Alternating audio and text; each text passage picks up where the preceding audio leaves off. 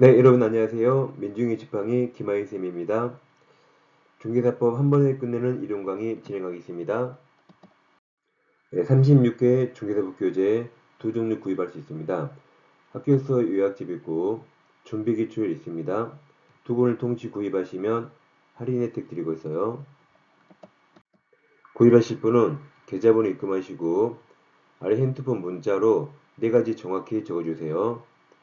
학교자 명단 적어주시고 핸드폰 번호, 도로명 주소, 교재 이름도 셋 중에 하나 정확히 적어주세요. 항상 합격서 요약집과 기출문제집 같이 병행해서 공부하시면 훨씬 더 기억도 오래가고 보다 효율적입니다. 이 시간에는 29강 진행하겠습니다. 교재는 김하인 합격서입니다. 네, 이 본 과목은 크게 세 파트죠. 먼저 공인중개사 법령이 있고 문제가 가장 많이 출제됩니다.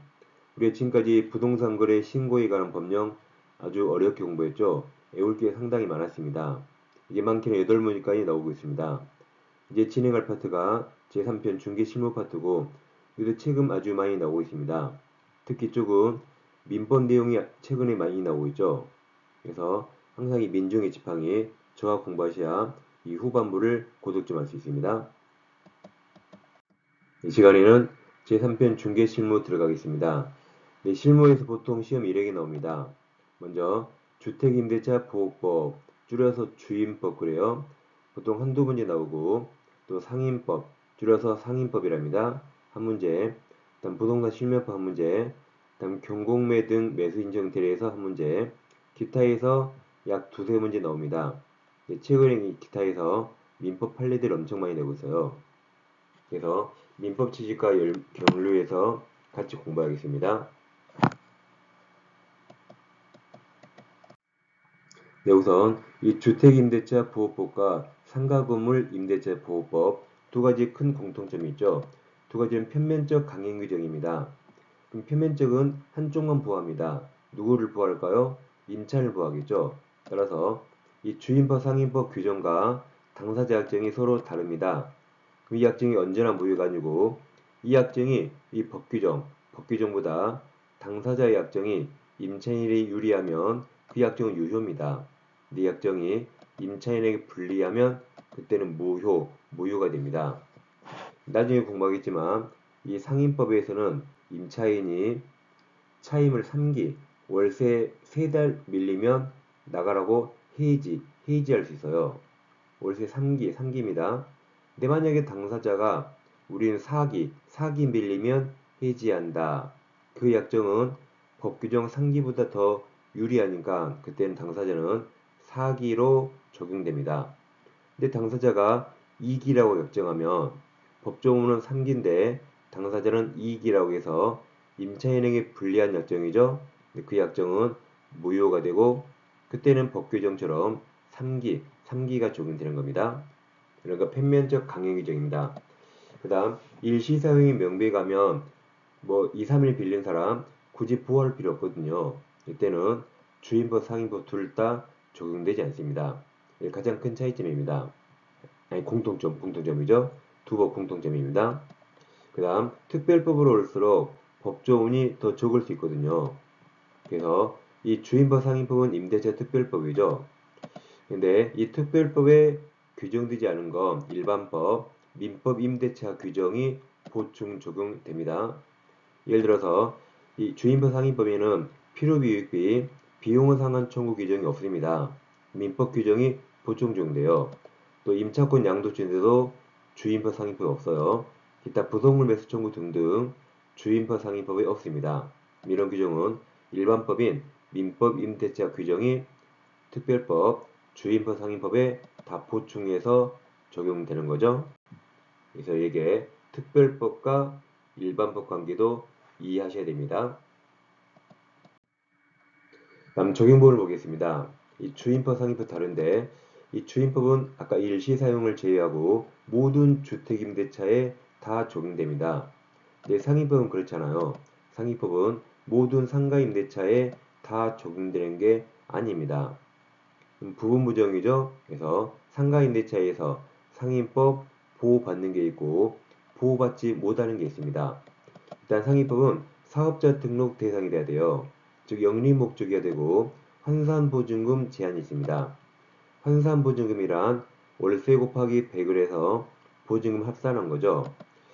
그래서 자세히 하겠지만 나중에 서울은 환산보증금 9억, 9억 이하면 상인법 전부가 적용되지만 9억을 초과하면 상인법 일부 규정만 적용됩니다. 자 그럼 주임법은 어떻습니까? 서울 강남의 아파트 엄청 비싼 거 맞습니다. 강남 아파트 보증금 100억, 100억 주고 임차했어요. 100억 주고 임차하면 그 사람 돈 엄청 많겠죠. 그래도 내 집 삽니까? 남 집 삽니까? 남 집 살죠. 쫓겨나면 불쌍할까봐 이 주임법 보호해줍니다. 주임법 적용됩니다. 네, 상인법은 이 돈 많은 상가임차인 원칙 보호하지 않고 9억 이하 영세 상인을 원칙적으로 보호합니다. 이렇게 주임법 상인법 적용 범위 아주 큰 차이가 있습니다. 이런 걸 명확히 하셔야 여러분들이 실생활에도 적용할 수 있고 후반부에 갈수록 헷갈리지 않습니다. 자, 그럼 이제 주임법 들어가겠습니다. 여러분 교재 137페이지입니다. 항상 특별법은 이렇게 적용 범위가 가장 중요합니다. 이럴 때만 특별히 적용되는 거죠. 먼저 물건, 물적 범위. 자, 동그라미 1번. 동법이 주임법이죠. 지금 공인중개사법 아닙니다. 부동산 거래 신고법 아니에요. 주임법. 주임법은 주거용 건물에 전부 또는 일부에 대한 임대차에 적용됩니다. 일부가 이런 거 있죠? 여러분 아파트 방 한 칸, 잠반자실 분 빌려주죠. 그 일부에도 적용돼요. 그리고 오는 건물 201호, 301호, 401호에도 적용됩니다. 한편 주거용 건물에 해당한 여부는 임대차 목적물의 공부, 공적 장부, 공법 장부상 표시만을 기준으로 할 게 아니고 실제 용도에 따라 정해집니다. 예를 들어서 제가 오피스텔 301호를 임차했어요. 그럼 제가 오피스텔 301호 임차하면 저는 주택 임차인일까요? 상가 임차인일까요? 잘 모릅니다. 가봐야 돼요. 가봐서 제가 먹고 자고 살면 주택 임차인, 제가 거기서 장사하면 상가 임차인이 됩니다. 이렇게 실제 용도에 따라 따지고 이 실제 용도가 주거용일 때만 이 주임법이 적용되겠죠. 다음 2번 임차주택이죠. 그러면 주 용도가 주거용.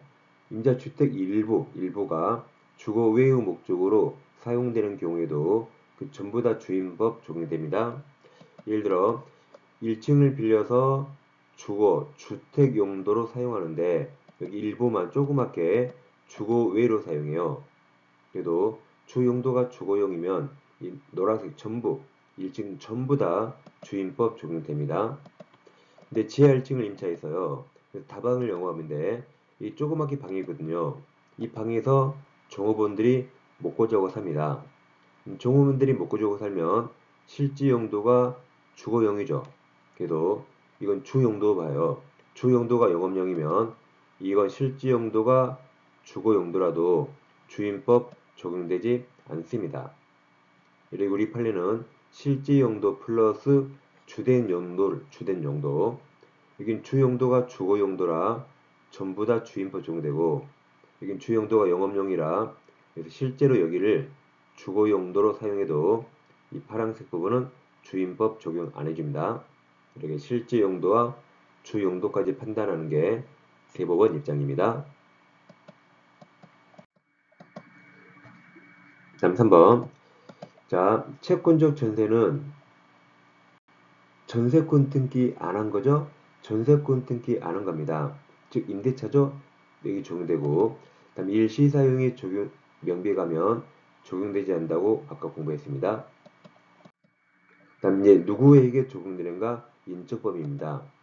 자, 1번. 주택 소유자가 아니더라도 주택에 관해서 적법하게 임대차 계약을 체결할 수 있는 권한을 가진 임대인과 임대차 계약이 체결해도 이 법 적용해 줍니다.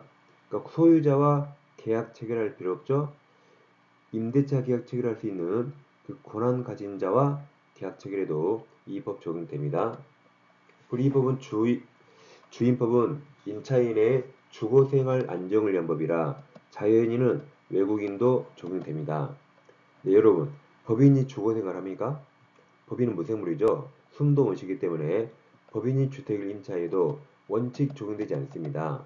네, 예외적으로 다음 법인만 예외적으로 대항력만 적용해줍니다. 대항력만 적용돼요. 먼저 한국토지주택공사 LH가 있죠. 여러분 LH가 무슨 글자 약자인지 아세요? 무슨 글자 약자일까요? 이게 로보텔이에요. 로보텔. 이렇게 토지주택공사, 다음 주택사업을 목적으로 설립한 지방공사와 중소기업 등은 주의할 게 주임법 전부가 아니에요. 대항력만 적용합니다. 근데 이 중개사들은 이 법인에 다 주임법 전부 적용된다고 잘못 알고 있어요. 대항력만 적용됩니다. 예를 들어서 요즘 또 미분양 아파트가 많이 쌓입니다. S건설에서 아파트 지었는데 이 전부 미분양이에요. 건설사 망하겠죠. 이걸 LH가 전부 임대차입니다. 그래서 그 지역의 무주택자에게 다시 빌려줘요. 그러면 이런 공익법인이 달라서 S건설 보증금 주니까 일단 부도 면했죠. 그리고 이 무주택자가 들어가 살죠. 이런 경우에 한해서 예외적으로 대항력만 적용해 줍니다. 다른 거 적용 안 돼요. 네, 이어서 주택임대차 존속기간 공부하겠습니다. 임대차 3법 비교해 볼게요. 먼저 가장 기본이 민법 임대차고 특별법, 주임법, 상위법이 있습니다. 먼저 최장기 제한은 셋 다 없습니다. 100년, 1000년 약정 가능합니다. 영구 약정 가능해요. 이제 최단기간은 민법 없거든요. 주임법은 2년 보장되고 상위법은 1년 보장됩니다. 다음 차임이 월세죠. 월세 몇 기 연체하면 나가라고 해지할 수 있는가? 민법 월세 2달분입니다. 주임법 규정 없어요. 상위법은 월세 3달분입니다. 이렇게 주임법 특별법에 규정이 없죠. 규정 없으면 상위법 또 다른 특별법이 적용되는 게 아니고 아까 처음에 보신 것처럼 일반법이 보충 적용돼서 주택도 월세 2달 밀리면 나가라고 쫓아낼 수 있습니다. 네, 상가임대차는 3달 밀려야 나가라고 할 수 있습니다. 여기서 일단 이 기간 규정 먼저 보는 겁니다. 자, 기간 정하지 아니하거나 기간 2년 미만으로 정한 임대차는 그 기간을 2년으로 본다. 다만 누구만 임차인만 2년 미만으로 정한 기간의 유효함을 주장할 수 있다. 다시 보세요. 기간을 안 정했죠? 그럼 몇 년이 돼요? 2년. 그리고 기간을 정했는데 2년 미만으로 정했죠? 그래도 2년까지 보장해줘요. 다만 누구만 임차인만 잘 보세요. 2년 미만으로 자, 뭐한 기간이죠? 정한 기간. 뭐 있다고요? 정한 기간. 뭐 있어요? 정한 기간. 한 번만 더 물어보면 꺼버릴 거죠. 끄지 마세요. 뭐한 기간? 정한 기간. 정한 기간이 유효함을 주장할 수 있습니다. 자, 예를 들어서 갑주택을 우리가 임대차했어요. 계약 기간을 3년 약정하면 2년이 됩니까? 아니죠. 최장기 제한 없죠. 3년 약정 유효, 100년 유효입니다. 근데 깜빡이고 기간 약정 안 했네요. 몇 년으로 본다? 여기 2년으로 본다. 다음 2년 미만, 1년 약정했네요. 그래도 2년으로 본다. 다음 임차인만, 자, 임차인만 선택할 수 있는데, 임차인은 약정 기간 1년과 법에 인정한 2년 이것을 임차인만 선택할 수 있습니다. 그러니까 임대인은 딱 2년에 구속되어 임차인만 선택할 수 있다. 근데 여러분 여기서 다 임차인이 이 사익기간 1년과 2년 사익기간인 나는 1년 6개월 살고 나간다고 주장할 수 있을까요? 다시 임차인은 1년과 2년 사익기간 나는 1년 6개월 살고 나간다고 주장할 수 있을까요? 없을까요? 없습니다. 그러니까 아까 제가 보세요. 아까 무한기간 임차인은 2년 미만으로 무한기간 정한기간이 유효함을 주장할 수 있다. 솔직히 아까 여러분에게 욕 얻어먹으면서 이걸 4번이나 말했어요. 분명히 정한기간을 주장하라 했죠. 따라서 1년으로 정했잖아요.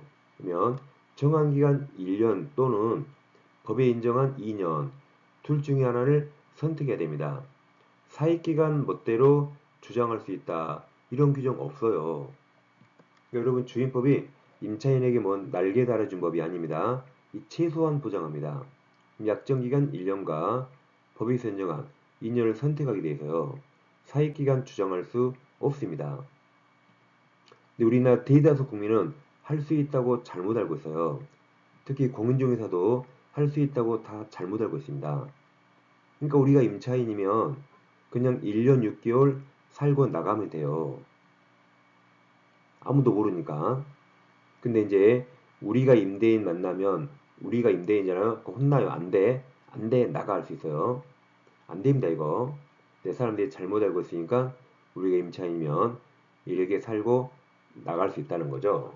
원래는 안 됩니다. 분명히 정한 기간이라고 법에 명시되어 있습니다. 그 다음 판가로 2번. 임대차가 종료한 경우에도 임차인이 보증금을 돌려받을 때까지 아직 돈 안 받았네요. 그럼 계속 보호해야겠죠? 계속 보호하기 위해서 임대차 관계가 존속되는 것으로 보고 있습니다. 네, 이어서 묵시의갱신 공부하겠습니다. 교재는 138페이지입니다. 이 같은 말이 묵시의갱신, 법정갱신 같은 말입니다. 우리가 바쁘게 살다 보면 기간 지나친지 모르고 그냥 지나갈 수 있거든요. 그땐 법에서 자동으로 연장시켜준 걸 묵시의갱신이라고 부릅니다. 자, 예를 들어서 10억짜리 주택을 계약기한 3년, 그리고 보증금 6억 주고 의리 임차했어요. 계약기한 3년인데 이렇게 3년 됐죠. 근데 3년 되기 6개월 전부터 2개월 전에 임대인이 이때 뭔가 통지를 해야 돼요.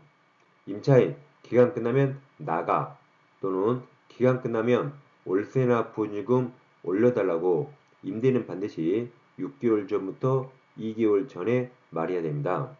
근데 임차인은 기산점 없어요. 임차인은 계약일부터 끝나기 2개월 전까지 아무 때나 통지하면 됩니다. 그래서 임차인은 기산점 없어요. 아무 때나 시작해서 끝나기 2개월 전까지 임차인은 통지하면 되는데 예를 들어 기간 끝나면 나간다 또는 기간 끝나고 나를 붙잡으려면 월세 깎아줘 또는 보증금 깎아달라고 2개월 전까지 말해야 돼요. 근데 임대인도 6개월 전부터 2개월 전에 아무 통지가 없고 임차인도 2개월 전까지 아무 통지가 없으면 기간 끝나죠? 기간 끝나면 법에서 자동 연장 시켜줍니다. 이걸 묵시의갱신이라고 부릅니다. 그럼 묵시갱신 법정갱신되면 자 보증금 월세는 전 임대차와 똑같아요. 6억 똑같죠? 근데 기간은 전 임대차 3년과 똑같은 게 아니고 기간은 2년을 보게 됩니다. 다시 주의하세요. 묵시갱신되면 기간은 전 임대차와 동일한 게 아니라 2년이 돼요. 돈이 똑같습니다. 보증금 월세가 전 임대차와 똑같이 되는 거죠. 그래서 임대차는 5년간 10원도 못 오른 겁니다. 이렇게 이제 묵시역갱신되면 기간을 2년을 보는데 여기서 임차인만 언제든지 나간다고 해지 통지할 수 있고 그럼 임대인에게 시간을 줘야겠죠? 3개월 지나면 그 효력이 생겨서 그때 나갈 수 있습니다. 그럼 여러분 이 숫자 시험에 잘 나오거든요. 이 숫자 외워볼게요. 자, 제가 누구예요? 외울 수 있습니다. 잘 보세요. 내 친구 자 대륙이가 있어요. 내 친구 누구? 대륙이가 자이 아파트니까 주택 임대차겠죠? 자이 아파트를 임차했어. 써 3 다시 내 친구 대륙이가 자이 아파트 임차했어. 퍼펙트하죠? 퍼펙트합니다. 근데 주의하실 게, 자, 이 초록색 박스가 좀 이따 공부할 계약갱신 요구권하고 똑같습니다. 즉, 임차인이 계약갱신 요구하면 여기 2년 더 연장해 주는데 이때도 임차인만 언제든지 나간다 할 수 있고 3개월 지나면 나갈 수 있다. 이게 묵시유갱신과 계약갱신 요구권 이게 똑같습니다. 좀 이따 나올 겁니다. 자, 종합적으로 이런 겁니다. 자, 그리고 자, 임차인이 월세 이익이 연체하네요. 그럼 월세 안 낸 사람 법에서 자동 연장 안 시켜줍니다. 임차인은 돈은 잘 냈어야 돼요. 그래서 이익이 차임액에 달하도록 연체하거나 그 밖에 임차인의 의무를 현저히 위반한 임차인은 자기 할 도리를 못하죠. 그럼 법에서 묵시의갱신 인정 안 해줍니다. 임차인이 할 건 제대로 했어야 돼요. 자, 그럼 이렇게 되는 겁니다. 계약 기간 3년 했어요. 그럼 임대인은 6개월 전부터 2개월 전에 임차인에게 나가라 할 수 있죠. 임차인 끝나면 나가라 했죠? 잘 보세요. 임차인도 이 똑같은 기간 6개월 전부터 2개월 전 이 똑같은 기간에 못 나가라고 계약갱신 요구할 수 있습니다. 그럼 임대인은 나가, 임차인은 못 나가. 그럼 임차인이 이겨서 임대인은 못 쫓아냅니다. 그럼 이렇게 계약갱신 요구가 되면 이제 기간은 2년도 보장해 주는데 이때도 임차인만 언제든지 나간다고 통지할 수 있고 3개월 지나면 나갈 수 있습니다. 아까 이게 묵시의갱신과 똑같다는 거죠. 그리 말씀드린 겁니다. 종합적으로 잘 이해하세요. 자, 그럼 이제 글로 살펴보겠습니다. 자, 동그라미 1번 요건 임대인이죠. 임대인이 임대차 기간 끝나기 6개월 전부터 2개월 전까지 임차인에게 자, 갱신 거절 통지가 갱신 안에 끝나면 나가라는 통지 그 통지하지 아니하거나 다음 계약 조건을 변경하지 아니하면 이게 예를 들어 보증금 안 올려주면 또는 월세 안 올려주면 갱신하지 아니한다는 뜻의 통지를 하지 아니한 경우에는 그러니까 사선을 끊어요. 계속뭐가 아니 그러는데 한마디로 아무 말 없는 경우 그 말이죠.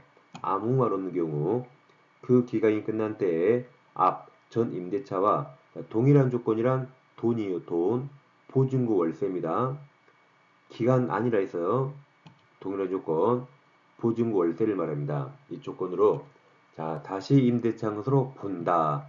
누가 본다는 거죠? 법에서 본다죠. 이게 법정갱신이에요.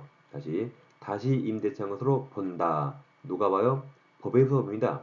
이게 법정갱신, 묵시갱신입니다. 그다음 임차인 나오네요. 임차인은 기산점 없어요. 임대차 계약 체결일부터 가능하고 임대차 기간 끝나기 2개월 전까지 통지하지 아니한 경우에도 또한 갖다가 법정갱신 됩니다. 아까 월세 2달 밀리면 안 해준다 했어요. 다음 2번 갱신효과 보증금 월세는 전 임대차와 동일한 조건으로 보장하겠고 기간은 전 임대차와 똑같은 게 아니고 2년으로 본다. 다만 임차인만 언제든지 해지 통지할 수 있고 3개월 경과하면 효력이 발생해서 나갈 수 있습니다. 시험이 이렇게 글로 나오니까 글도 한 번씩 읽으셔야 돼요. 자, 이제 계약갱신 요구로 가겠습니다. 이게 예전에는 상인법에만 있었는데 최근에 주인법에도 이게 들어왔죠. 자, 갑주택이 10억짜리요. 우리가 임대차 했습니다. 계약기간 2년에 보증금 6억을 줬어요. 네, 여러분 이 계약갱신 요구가 주인법에 들어올 때가 코로나 그때쯤이거든요.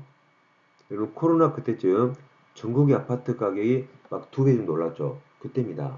그래서 이 기간 2년 끝났거든요.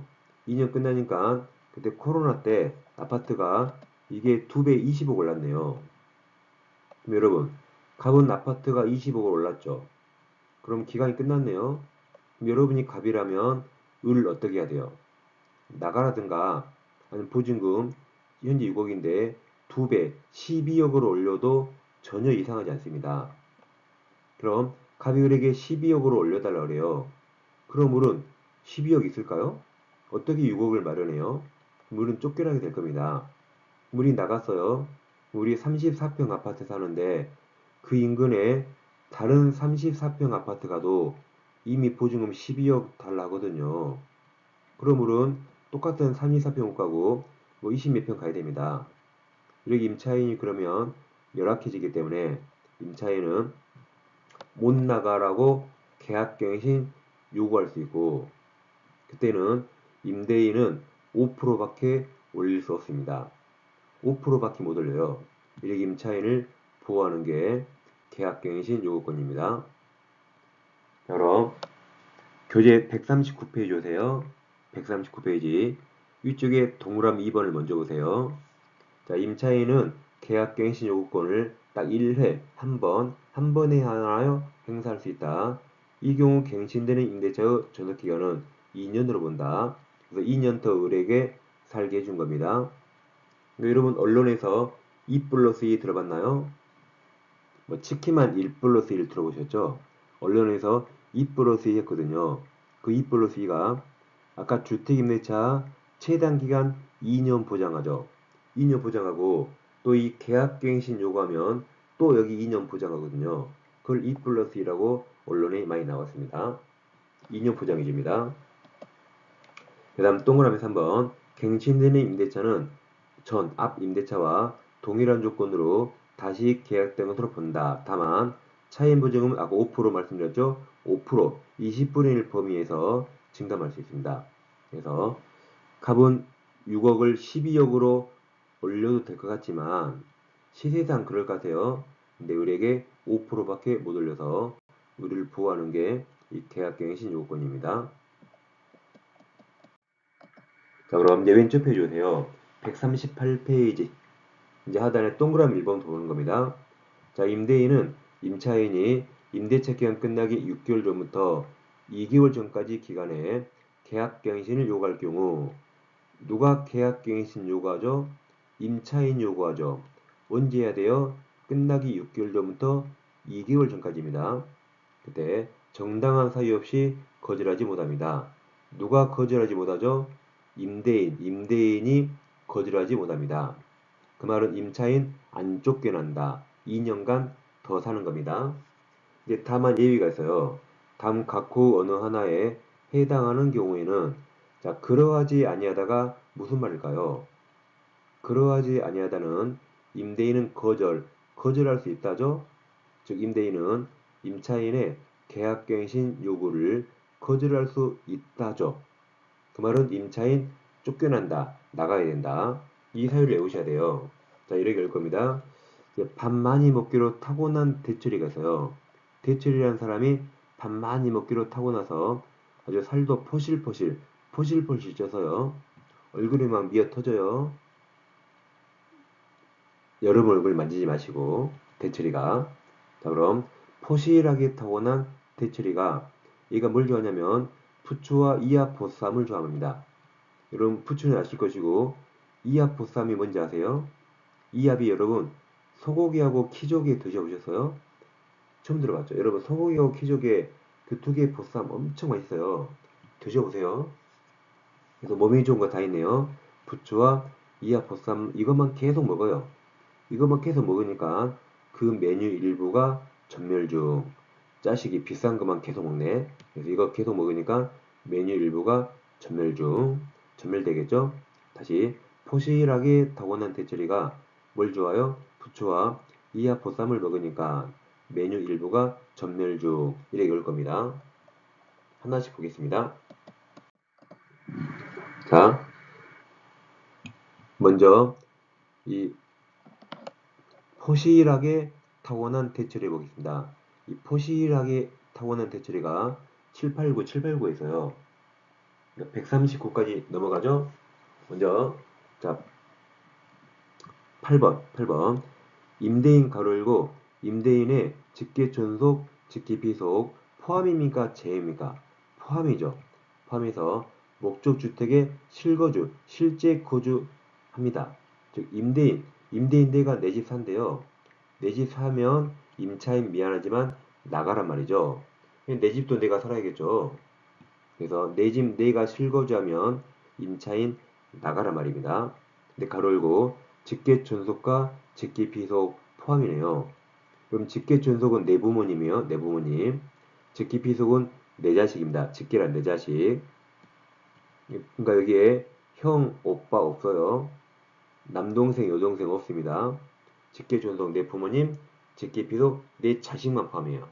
그러니까 조카 없죠? 조카 없어요. 부모님과 자식만 포함됩니다. 그래서 효도하려고 부모님 살게 한다. 임차인 나가라고요. 자식이 애국 유학 갔다 돌아와요. 내 자식 살게 해야겠다. 임차인 나가라 말입니다.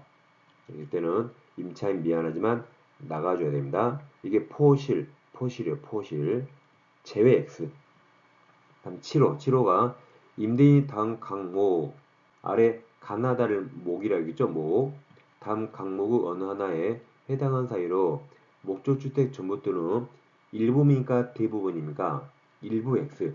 대부분을 철거하거나 재건축하기 위하여 목적주택 점유를 회복할 필요가 있습니다. 감옥, 임대차 계약 체결 당시 공사시기 및 소요기간을 포함한 철거 또는 재건축 계획을 임차인에게 구체적으로 고지하고 그 계획에 따르네요. 즉, 최초로 임대차 계약 체결할 때 미리 고지했죠. 우리 집은 2년 후에 철거해야 돼요. 그래도 들어오실래요? 네, 들어온대요. 그럼 그래 정확히 고지했죠? 그 계획에 따르면 임차인 나가라 말입니다. 고지했으니까 나가라. 남옥, 건물이 노후 훼손 또는 일부 매실되는 등 안전사고 우려가 있네요. 그럼 안 죽으려면 나가야지. 다목, 다른 법령, 같은 말로 타법령. 타법령에 따라 철거 또는 재건축이 이루어집니다. 여러분 공법 시간에 정비법 공부했나요? 정비법으로 이 동네 다 철거합니다. 그럼 내 집도 철거되죠? 임차인 나가야겠죠? 이때 나가야 됩니다. 자, 그럼 다른 법령 이게 타법령이에요. 다른 법령 타법령. 이 타자가 멀리서 보면 타로 보여요. 지금 졸리신 분은 이게 타로 보입니다. 다음 고지의 고. 이 안전사고 이게 여러분 난이에요. 난. 이게 멀리서 보면 난으로 보여요. 난. 눈이 안 좋으면 난으로 보입니다. 이게 타고난 대처리입니다. 다시 위로 오세요. 포실, 포함 실거주. 타가 다른 법령, 타법령. 고지. 이게 안이에요. 안. 이게 멀리서 보면 안으로 보여요. 안. 그래서 전무들은 대부분 철거, 전무들은 대처리, 대부분 철거입니다. 이렇게 포실하게 타고난 대처리 했어요. 9번은 뭐 그 밖에가 있죠? 그 밖에 읽어보면 되겠습니다.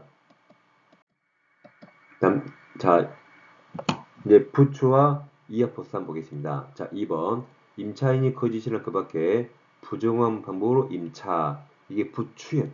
추. 이게 부추가 부정하게 임차입니다. 1호 임차인이 몇 개 연체?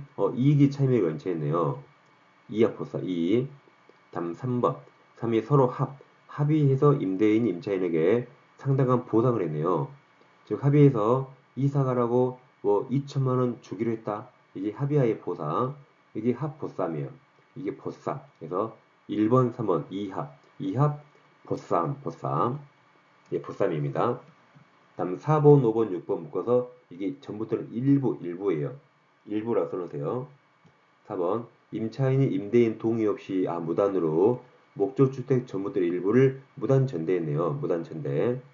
5번 임차인이 임차인주택의 전부들 일부를 고인하고 중과실파손이에요. 중과실파손.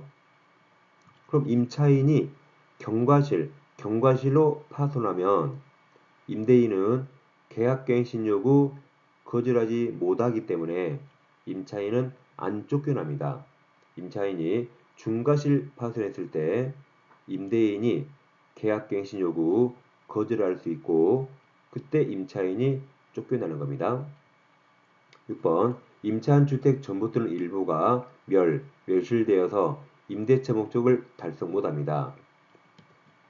이게 이제 메뉴 일부가 전멸 중이에요. 4번, 5번, 6번이 메뉴 일부가 중입니다. 다시 부추가 부정의 임차, 이하포상, 이기연체, 합의하의 포상, 전무틀 일부가 무단전대, 멸실, 고의 또는 중과실 파손. 중과실이라 고의도 있습니다. 앞에. 읽을 수 있겠죠? 자, 그 다음 이제 오른쪽 페이지 더 주시면 오른쪽 페이지 이제 상단에 동그라미 4번 아까 했었죠? 계약갱신 요구에 따라 계약이 갱신되면 2년 더 보장해 주는데 누구만? 임차인만 언제든지 임대인에게 계약 해지 정지할 수 있고 임대인 통지받고 3개월 지나면 그 해지 여력이 생겨서 그때 나갈 수 있다. 아까 이거죠? 법정갱신하고 똑같다. 똑같은 게 여기 수도 있습니다. 네, 이어서 동그란 5번 봅니다. 아까 이렇게 봤죠? 10억짜리 주택, 계약기간 2년, 보증금 6억이 임차했는데 이 아파트가 계약 끝나서 20억 올라 있습니다. 그럼 갑은 을을 쫓아내고 싶은데 아까 임대인의 계약갱신 요구, 거절 사유 하나가 임대인이 내 집에 실거주한대요. 실거주. 실거주할 때는 임차인 나가라 그랬죠. 그래서 그 규정을 갑이 악용할 수 있어요. 즉 갑이 을에게 말이 있습니다. 야 을, 내 집에 내가 실거주할 거야. 넌 나가 그래서요. 그럼 우리 계약갱신 요구에도 갑이 거절할 수 있으니까 이제 갑이 을을 쫓아냈어요. 자기가 실거주한다고 을 쫓아냈습니다. 을 나갔는데 갑이 실거주한 게 아니고 새로운 임차인 병에게 12억에 임대차 할 수 있죠. 그럴 수 있잖아요. 그때는 이제 갑은 을에게 손해배상하라고 규정이 있습니다. 그래서 동그란 5번 임대인이 1항 8호 사유가 가로열고 목조주택에 실거주하는 경우죠. 이 사유로 갱신을 거절해서 을을 쫓아냈어요. 그렇게 했음에도 불구하고 정당한 사유 없이 제3자 병에게 주택을 12억이 임대차 했습니다. 그럼 이제 임대인 갑은 갱신 거절로 인하여 임차인 을입은 손해배상도 하라고 규정이 마련되어 있습니다. 근데 여러분 시험에 안 나오고 있지만 이런 임대인들이 있었습니다. 잘 들어보세요. 이제 10억짜리 20억 올랐죠. 갑이 을에게 보증금 12억으로 올려달라고 요구했어요. 그러니까 을이 뭐라 그래요? 아, 계약갱신 요구하고 계약갱신 요구하면 5%밖에 못 올려요. 라고 했습니다. 갑이 이거 똑똑하네. 5% 알고 있어? 그럼 갑이 그래요. 그럼 내 집 내가 살 거야. 나가? 내 집 내가 살 거야. 나가? 근데 이런 임대인이 있어요. 지금 주택이 서울에 있는데 내가 부산에서 일하기 때문에 서울 아파트를 안 사는 거거든요. 근데 갑이 그래요. 나 서울로 이사 와서 매일 부산까지 출퇴근할 거야. 그러니까 나가. 이해됩니까? 다시 주택 아파트가 서울에 있는데 갑은 지금 부산에서 일하니까 서울 아파트에 세 내준 거예요. 근데 갑이 뭘 한다고요? 나 서울로 이사 올 거야. 내 집 내가 살 거야. 그리고 난 매일 부산까지 서울에서 부산까지 매일 출퇴근할 거야. 나 운전 잘해. 그러니까 나가 그래요. 그럼 을은 누가 봐도 이 거짓말처럼 보이죠. 어떻게 서울에서 부산까지 매일 출퇴근한대요. 근데 갑이 지금 실제 거주한다고 지금 거짓말 치는 거예요. 그래도 을은 어떻게 해야 돼요? 거짓말을 하니까 일단 나가봐야겠죠. 이사 나가봐야 돼요. 그래서 갑이 거짓말인가 확인해야 됩니다. 근데 이건 누가 봐도 거짓말이죠. 그럼 우리는 어떻게 해야 돼요? 아무튼 거짓말인가 일단 이사 나가야 되는데 새로운 아파트 이사 가도 거기 12억 주라거든요. 그럼 우리는 어떻게 할까요? 갑이 누가 봐도 거짓말 치죠? 그럼 울며 겨자 먹기로 그냥 12억을 올려줍니다. 왜냐면 괜히 다른 데에 12억 주고 이사 가느니 이사 비용 들잖아요. 그래서 그냥 우리 울며 겨자 먹기로 보증금 올려주는 경우가 있습니다. 또 그런 다주택자 임대인들 얼마나 똑똑해요. 그래 많이 활용해 먹었습니다. 여러분도 알고 계세요. 그럼 반대로 만약에 내가 임차인이에요. 임차인인데 임대인이 실거주할 테니까 나가래요. 그럼 임차인은 어떻게 해야 돼요? 제가 임차인 그럽니다. 당신 정말 들어올 거야? 들어온대요. 당신 만약에 안 들어오면 당신 사기죄로 고소할 거야. 당신이 안 들어오면 내가 다른 데 나가려면 손해가 이만저만이 많아. 당신 안 들어오면 야 사기죄로 당신 고소할 거야 라고 하면 돼요. 그러면 사기죄가 성립하는지는 아무도 모릅니다. 경찰서 가봐야 돼요. 이제 사기죄 성립한지 모르지만 갑이 얼마나 쫄겠어요. 아이 건들면 큰일 나겠다. 그래서 진짜 들어올 생각이 아니면 거짓말 안 치겠죠. 거짓말 안 치겠죠. 이런 식으로 우리가 갑인가 을인가에 따라서 이 규정을 또 활용해 먹을 수도 있다는 겁니다. 참고로 알고 계세요. 자, 문제 확인해 볼까요? 어렵습니다. 기공 갑중계로 을과 병은 자, 병소유 주택이죠. 병소유 주택에 관해서 임대차 계약을 체결하란다. 그럼 병이 임대인, 을이 임차인이네요. 이제 주임법 틀린 겁니다. 1번.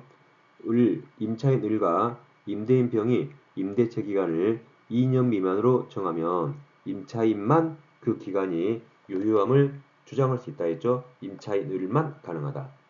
2번. 계약이 묵시의 갱신되면 임대차 기간은 2년으로 본다고 했고 3번. 계약이 묵시의 갱신되면 임차인만 언제든지 임대인에게 해지 통지할 수 있고 몇 개월? 3개월. 아까 임차했어? 임차했어? 외웠죠? 자이아파트 임차했어? 3개월 맞네요. 4번. 임차인이 계약갱신 요구 행사하면 기간은 2년으로 본다고 했고 3번. 임차인이 계약갱신 요구 행사에서 계약이 갱신되면 2년이 보장되는데 누구만? 임차인만 언제든지 임대인에게 해지 통지할 수 있고 3개월 지나면 나갈 수 있다 했죠. 그래서 3번, 5번이 같은 취지라 했죠. 3번 묵시유갱신돼도 임차인만 나간다 할 수 있고 3개월. 5번도 계약갱신 요구에도 임차인만 나간다 할 수 있고 3개월 같다고 말씀드렸습니다. 근데 정답은 1번 쉬운 데 있었죠. 이런 문제는 1번에 답을 쓰고 딱 그냥 넘어가서 해야 되죠. 아래 내용도 같이 공부하면 되겠습니다. 네, 3번 임차권 등기 명령도 139페이지 하고 있습니다. 1번 임대차가 끝난 후 보증금이 반환되지 아니한 경우 임차인은 임차권 등기를 신청할 수 있습니다. 이것은 법원에 단독으로 신청합니다. 이 경우 임차인은 임차권 등기와 관련하여 든 비용을 임대인에게 청구할 수 있어요. 임대인이 돈을 안 주기 때문에 임차인이 임차권 등기 명령을 신청했기 때문에 그 비용은 임대인에게 청구하도록 되어 있습니다. 네, 이어서 한번 임차권 등기 명령입니다. 교재는 139페이지 그대로입니다. 자, 예를 들어서 갑주택이 있는데 을과 임대차 있거든요. 네, 임차인이 보증금 지급했고 임차인이 주택에 직접 점유하고 있어요. 네, 기간 끝났습니다. 어떤 게 동시행이죠? 임차인은 목적물 반환, 임대인은 보증금 반환이 동시행입니다. 그래서 임차인이 이사 가려고 준비했거든요. 근데 임대인이 돈 안 내주네요. 이때 을은 보통 셋 중에 하나 권리를 행사할 수 있습니다. 첫째, 임차인은 가장 강력하게 주택을 경매해서 이 주택에서 보증금 우선 변제 받고 나갈 수가 있어요. 또는 원래 기간 끝나면 임차인 나가야 되지만 임대인 너가 돈 안 주면 나도 못 나가라고 동시항변권 행사할 수 있습니다. 유치권이 아니에요. 그럼 보증금 반환 채권은 유치권 행사 못하는 채권이죠. 동시행함이라는 겁니다. 그래서 임차인은 임대인이 돈 안 주면 임차인 안 나갈 수 있어요. 안 나갈 수 있는데 그 법적 권리가 유치권이 아니라 동시행항변으로 안 나가는 거죠. 근데 두 가지는 시간이 오래 걸립니다. 을은 당장 이사 나가야 돼요. 그때 을은 법원에 단독으로 임차권 등기 명령을 신청할 수 있습니다. 어디 신청해요? 등기소가 아니라 법원에. 그다음 공동 신청이 아니라 단독으로 신청할 수 있어요. 그러면 을 권리가 공시가 되기 때문에 이제 이사 나가더라도 즉 대항 요건 상실하더라도 을 권리가 공시가 되니까 원래 있던 대항력과 우선 면제권이 그대로 살아있는 겁니다. 이래 이사 나갈 수 있어요. 물론 시험에 안 나오겠지만 을은 돈은 많아야 돼요. 임대인이 보증금 안 내줘도 다른 집 구할 돈은 있어야겠죠. 돈은 많아야 됩니다. 근데 여러분 갑이 왜 지금 보증금 안 내줄까요? 현실적으로 갑이 왜 보증금 안 내줄까요? 돈 없어서일까요? 안 그러죠. 물론 그런 사람이 있겠지만 대부분은 배째하는 겁니다. 배째하는 거예요. 야울, 네가 급하면 네가 임차인 구해놓고 네가 알아서 돈 받고 나가라고 갑이 배째라는 겁니다. 그런 경우 많아요. 그런 경우 우리가 의뢰하면 어떻게 해야 돼요? 임차권 등기 명령한다고 말하면 갑 웃어버려요. 그런 말 한두 번 들어봤나? 그때 이렇게 하는 겁니다. 그럼 나 임차권 등기 명령할 때 법무사가 아니라 변호사 고용할 거야. 변호사 비용 감리가 다 내야 되고, 나 새로운 집 이사 가려면 대출을 받아야 되거든. 대출 이자 감리가 다 내야 돼. 그리고 너 때로는 형사고소 될 수 있어.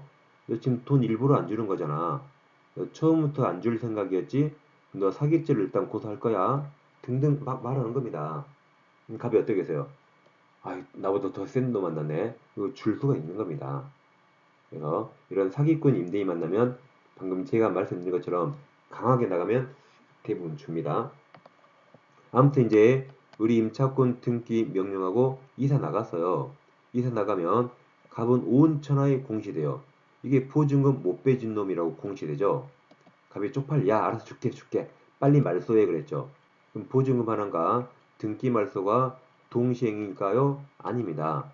원래 목적물 반환과 보증금 반환이 동시행인데 임대인이 돈 안 내줘서 임차인이 등기 명령했습니다. 그럼 이번에는 보증금 반환이 선이행이고 등기 명령 말소가 후이행으로 동시행이 아닙니다. 그 다음 니은에서 임차권 등기 명령 했거든요. 근데 보증금 안 내준 놈 공시되고 있는데 그 이후에 들어온 소액임차 있네요. 이 속업죠.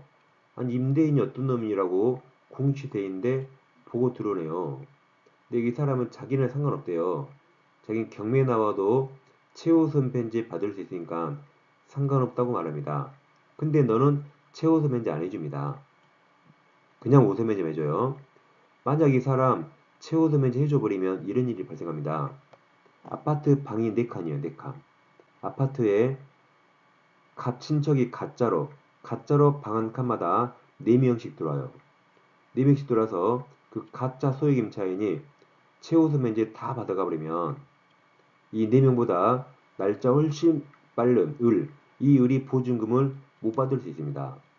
그래서 이게 가짜로 짜고 방마다 소액임차인이 들어올까봐 임차권 등기 명령했죠?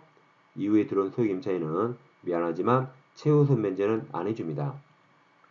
근데 그냥 우선 면제는 해줘요. 이거 해줘도 을을 해야 할 수가 없죠. 을은 지금 2년 전에 들어온 임차인이고 이제 소유에게 들어와봤자 우선 면제는 을이 먼저 받기 때문에 그죠? 을이 먼저 받기 때문에 이 가짜로 짜고 들어와도 을을 해야 할 수 없거든요. 근데 가짜 소유액이 들어오면 을보다 최우선 면제 먼저 받기 때문에 이 가짜를 막기 위해서 최우선 면제를 안 해주는 겁니다. 그 다음 임차권 등기 명령에 의해서 임차권 등기가 됐네요. 그럼 임차인 권리가 공시되니까 누구나 다 알거든요. 그때는 경매 나와도 배당 요구 안 해도 됩니다. 왜 안 해도 돼요? 임차인 자기 권리가 등기가 돼 있으면 누구나 알기 때문에 배당 요구 안 해도 됩니다. 근데 임차인 권리가 등기가 안 돼 있으면 보증금이 얼마인지 아무도 모르죠? 그때는 배당 요구하여야 경매대가에서 배당받을 수 있습니다. 등기가 돼 있기 때문에 배당 요구 할 필요 없는 겁니다. 자, 이제 140페이지 상단에 미음이 최근에 신설됐습니다. 미음이 무슨 내용인가 보겠습니다. 자, 미음이 있기 전에는 원래는 등기 명령을 예전에는 이런 식으로 했습니다. 임차인이 보증금 못 받았죠? 법원에 임차권 등기 명령을 신청합니다. 그래서 법원이 임차권 등기 명령한다는 결정을 내렸어요. 결정은 법원이 내리지만 등기는 누가 하죠? 법원이 아니라 등기소가 하죠. 등기소에 임차권 등기 명령해달라고 촉탁이 있어요. 그럼 촉탁이 뭐죠? 관공서끼리 부탁하는 거죠. 자, 그럼 등기소는 이렇게 예전에 했습니다. 임대인이 채무자죠? 임대인이 보증금 내줘야 할 채무자죠. 그러면 등기소가 임대인에게 법원이 내린 임차권 등기 명령을 임대인에게 송달시켜야 돼요. 그래서 임대인이 이걸 받고 이의제기를 안 해야 돼요. 왜냐면 보세요. 임대인이 예를 들어서 보증금 받았는데도 가짜로 등기 명령 신청했다면 임대인이 나 돈 줬는데요? 라고 증거를 대겠죠. 그렇게 하기 때문에 법원이 내린 임차권 등기 명령을 임대인에게 송달시켜야 됩니다. 근데 악덕 임대인들이 일부러 이 등기 명령을 일부러 안 받아버립니다. 그러면 엄청 시간이 오래 걸려서 도달시켜야 돼요. 또는 요즘 최근에 전세 사기 보면 임대인이 막 유령 없잖아요. 어디로 도망가 버리고 없습니다. 그래서 이걸 송달시키는데 상당히 애로점이 많고 시간이 오래 걸립니다. 그러면 임차권 등기 명령을 못 하거든요. 못 하죠? 이 악덕 임대인들이 일부러 피해버리면 임차권 등기 명령을 몇 달 동안 못 하면 임차인이 이사 못 나가죠. 그래서 이런 걸 이제 없애기 위해서 미음 규정을 신설했고 최근에 생겼거든요. 그리고 이게 35의 민법의 심에 나오죠. 저는 이거 계속 강의했었어요. 자, 미어보세요. 법원이 임차권 등기 명령 결정하면 이제 임대인 채무자에게 그 결정을 송달하기 전에도 악덕 임대인 일부를 안 받아버리니까 송달하기 전에도 임차권 등기를 집행할 수 있습니다. 그래서 빨리 등기해야 임차인이 안전하게 나가겠죠? 이런 규정이 최근에 신설됐습니다. 왜 생겼는가? 제가 비하인드 스토리를 이야기해드렸어요. 이런 걸 설명할 수 있는 중개사법 강사는 오직 저밖에 없습니다. 저는 민법과 같이 하잖아요. 그래서 제가 민사집행법 내용 다 찾아봤어요. 이건 민사소송법 내용까지 다 알아야 됩니다.